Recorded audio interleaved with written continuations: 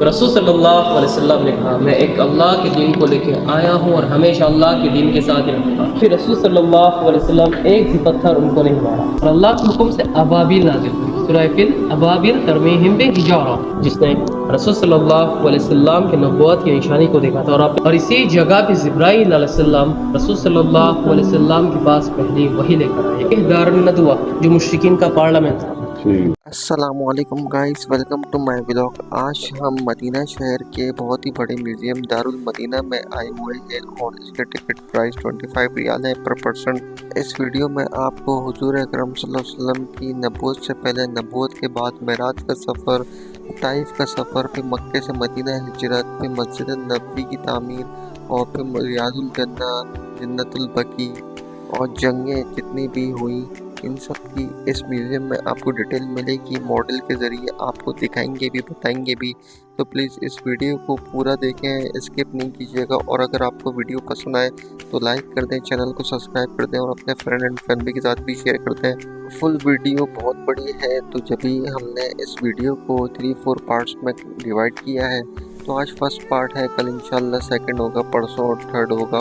Next video آپ کو کس ٹاپک پہ چاہیے وہ کمنٹ میں لکھتے ہیں تاکہ میں نیکسٹ ویڈیو اسی ٹاپک پہ بناؤں۔ اب چلتے ہیں ویڈیو کی طرف۔ اور اس ہاتھی کا نام محمود تھا، محمود۔ تو اس ہاتھی نے جب دیکھا کعبہ شریف کو گرانے جا رہے تو اس ہاتھی نے آگے کے بدلے جگہ پر روک دیا، بیٹھ گیا اور اللہ کے حکم سے ابابیل نازل ہوئی، سورہ فیل ابابیل ترمیہم بحجارہ، حجر جو پتھر کے، تو ہر پرندے میں 3 پتھر لے کر آئے اور ان کے اوپر پھینکا اور یہاں پہ یہ سب ختم کرے، صرف یہ ہاتھی بچ گیا۔ پھر اس واقعے کے 25 یا 50 دن بعد رسول صلی اللہ علیہ وسلم 5 سال پیدا ہے اسلام میں۔ پھر آپ کے دادا عبد المطلب ان کو خانہ کعبہ کے اندر لے گئے اور ان کا نام محمد رکھا، اور اس وقت اس دنیا میں کسی کا نام محمد نہیں تھا صلی اللہ علیہ وسلم 6 سال کے تھے جب اپنے اماں کے ساتھ مکہ سے مدینہ میں آئے۔ پھر ان کے ابا کی قبر زیارہ کی، چند دن مدینہ میں ٹھہرے اور جب واپس مکہ میں جا رہے تھے، مکہ اور مدینہ کے بیچ میں ایک جگہ ہے ابوا، تو اس ابوا یہاں پہ جب پہنچے نا، ان کی اماں کی طبیعت بہت ناساز ہوئی اور ان کا انتقال اسی جگہ پر ہوا۔ اور یہ دیکھیں، اور پھر اپنے اماں کے بعد آپ کے دادا عبد المطلب ان کی پرورش کی، اور 2 سال بعد جب رسول صلی اللہ علیہ وسلم 8 سال آپ کے دادا بھی انتقال کر گئے۔ پھر آپ کے دادا کے بعد آئے آپ کے چاچا ابو طالب۔ تو یہاں پہ رسول صلی اللہ علیہ وسلم تجارت سکھانے کے لیے مکہ سے ملک شام کی طرف لے کے جا رہے تھے آپ کے چاچا ابو طالب، اور راستے میں ایک پادری ملا، پادری جس نے رسول صلی اللہ علیہ وسلم کی نبوت کی نشانی کو دیکھا تھا اور اپنے چاچا سے فرمایا ان کو اس ملک شام میں نہ لے کے جائے، کیونکہ اس وقت اس ملک شام میں جو لوگ رہتے تھے نا، زیادہ یہودی اور مشرک تھے، اور وہ لوگ کبھی نہیں چاہتے تھے ان کا نبی عرب سے ہو، وہ لوگ چاہتے تھے ان کا نبی بنی اسرائیل سے ہو۔ تو رسول صلی اللہ علیہ وسلم کو راستے سے واپس مکہ بھیج دیا، اور یہاں پہ رسول صلی اللہ علیہ وسلم 8 سے 12 سال کے تھے۔ اور یہاں پہ جب رسول صلی اللہ علیہ وسلم 25 سال، جب حضرت خدیجہ رضی اللہ عنہا ان کے ایک خادم کا نام میسرہ کے ساتھ تجارت کی، رسول صلی اللہ علیہ وسلم مکہ سے ملک شام کی طرف، اور تجارت کرتے وقت کسی کے ساتھ دھوکہ بازی نہیں کی، اور تجارت ختم کر کے جب مکہ میں آئی تو خدیجہ کے خادم میسرہ پورا کا پورا ماجرا خدیجہ کو بتایا کہ محمد الامین ہے اور کسی کے ساتھ دھوکہ بازی نہیں کرتے۔ تو سبحان اللہ، اس وقت خدیجہ نے رسول صلی اللہ علیہ وسلم کے پاس شادی کا پیغام بھیجا، ان کی عمر تھی 40 سال اور یہاں پہ رسول صلی اللہ علیہ وسلم 25 سال۔ تو یہ غار ہے، یہ دیکھیں، اور یہ مکہ میں ہے اور اسے جبل نور بھی کہتے ہیں، جبل نور۔ تو رسول صلی اللہ علیہ وسلم اس غار میں آتے، پہاڑ دیکھیں اور اونچائی دیکھیں، سبحان اللہ، یہاں پہ آ کر اللہ کی عبادت کرتے تھے، اور اسی جگہ پہ جبرائیل علیہ السلام رسول صلی اللہ علیہ وسلم کے پاس پہلی وحی لے کر آئے، اور اسی جگہ پہ یہ قرآن نازل ہوا تھا۔ تو اگر آج آپ لوگ یہاں پہ وزٹ کرنے جائیں، آپ کو اسٹیپ بائی اسٹیپ سیڑھی آنا پڑے گا، اور اس زمانے میں ایک بھی سیڑھی نہیں تھی، اور خدیجہ رضی اللہ عنہا رسول صلی اللہ علیہ وسلم کے پاس کھانے پینے کا سامان لے کے آتے، دن میں 2 بار باہر چڑھ کے اوپر دیکھیں کعبہ شریف، اور یہ دار الندوہ جو مشرکین کا پارلیمنٹ تھا، اور یہ دار الارقم مدرسہ جہاں سے آپ صلی اللہ علیہ وسلم دین کی دعوت دینا شروع کی، تو یہاں پہ دیکھیں رسول صلی اللہ علیہ وسلم کے زمانے میں مسلمان طواف کرتے تھے اور مشرکین کا یہ بت بھی رکھا تھا، یہ آئیڈلس، خانہ کعبہ کے اندر اور باہر بھی چاروں طرف۔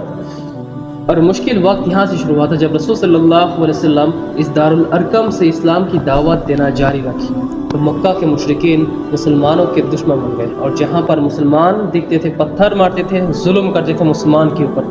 تو رسول صلی اللہ علیہ وسلم نے کیا کیا؟ صحابہ کرام کو حکم دیا ہجرت کرو، اسلام کی دعوت کرو۔ اور یہاں پہ دیکھو مسلمانوں نے ہجرت کرنا شروع کر دیا، ایتھوپیا حبشہ کی طرف، اور یہ افریقہ کی طرف، اور یہ سمندر ریڈ سی۔ یہاں پہ پہلی سفر میں 12-13 مرد تھے اور 2 عورتیں تھیں، اور یہاں پہ دوسری سفر میں 82-83 مرد تھے اور 20-25 عورتیں تھیں۔ اور اس سفر کے بارے میں جب مشرکین کو پتہ لگا تو مشرکین تو مسلمانوں کے دشمن بن گئے تھے اور کہنے لگا محمد یہ کون سا دین لے کے آیا ہے جو ہمارے دین سے الگ ہے؟ رسول صلی اللہ علیہ وسلم نے کہا میں ایک اللہ کے دین کو لے کے آیا ہوں اور ہمیشہ اللہ کے دین کے ساتھ رہوں گا۔ تو اس وقت مشرکین نے کیا کیا؟